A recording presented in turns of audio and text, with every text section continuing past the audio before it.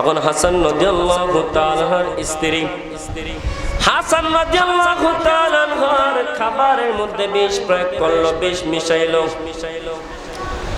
হাসান রাদিয়াল্লাহু তাআলা আনহুকে ওই বিষ মিশানো খাবারটা দিল। হাসান রাদিয়াল্লাহু তাআলা আনহুকে যখন বিষ প্রয়োগ করা বিষ মিশানো খাবারটা দিল, প্রথমবার যখন দিল, হাসান রাদিয়াল্লাহু তাআলা ওই বিষওয়ালা বিষ মিশানো বিষ প্রয়োগ করা খাবারটা খেলেন। কিন্তু হাসান রাদিয়াল্লাহু তাআলা কোন রকম কোনো কষ্ট হলো না, কোন রকম কোনো তার শরীরের মধ্যে কোনো কষ্ট হলো না, সে কোনো কষ্ট অনুভব করলো না।